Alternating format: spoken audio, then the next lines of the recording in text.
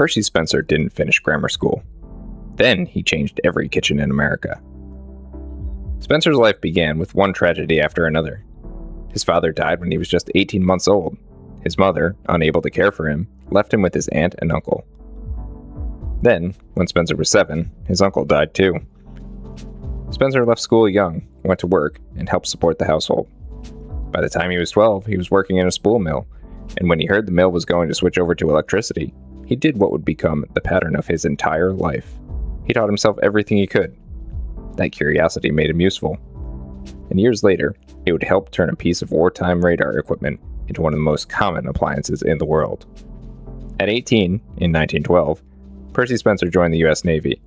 While standing night watch, he studied radio technology, math, science, and even metallurgy. He didn't have the formal education, but he had the obsession. After the Navy, Spencer joined Raytheon, and by 1939, he had become one of the company's leading experts in radar tube design. He was put in charge of the power tube division, the group working with magnetrons. A magnetron is a device that converts electrical power into microwave frequency electromagnetic waves. During World War II, that mattered because magnetrons were critical to radar. But there was a problem. They were hard to manufacture quickly. In 1941, Raytheon was producing only a tiny number of magnetrons per day. One source puts it at just 17. Spencer redesigned the manufacturing approach, making magnetrons much easier to mass produce. That change helped Raytheon scale production from a handful of magnetrons a day to as many as 2,600. On December 31st, 1941, just weeks after the United States entered World War II, Spencer filed a patent for his high-efficiency magnetron design. It was a wartime breakthrough, and it would not be the last patent Percy Spencer filed. In 1945, while testing magnetrons, Spencer noticed something strange. As the famous story goes, he had a candy bar in his pocket. Before the test, it was solid. Afterwards, it had melted. Most people would have wiped out their pocket and moved on. Spencer was curious, so he tried popcorn. The kernels popped all over the testing area. Then he tried an egg. The egg exploded in a coworker's face. What Spencer realized was that microwave frequency energy from the magnetron was heating the food.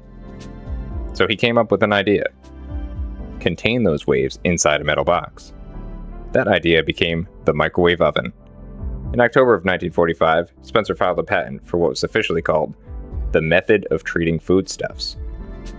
It was granted in January of 1950. But Raytheon didn't wait that long to see where this could go. Patent pending title in hand, in 1947, the company produced the first commercial microwave oven, the Radarange. And it was not exactly a countertop appliance. It stood around 6 feet tall, weighed hundreds of pounds, and cost thousands of dollars. You weren't putting this thing next to the toaster. The first Radaranges were used in restaurants, train dining cars, and ocean liners. Then, about 20 years later, Raytheon introduced a much smaller countertop version for home use. It retailed for $495. Still an expensive appliance at the time, but finally, the microwave was moving into the American kitchen. So, the next time you open your microwave and press start, remember, you might not be doing it if it weren't for the self-taught engineer, a wartime magnetron, and a candy bar. And if you like stories where everyday objects have secret radio history origins, subscribe, because the next one gets even stranger.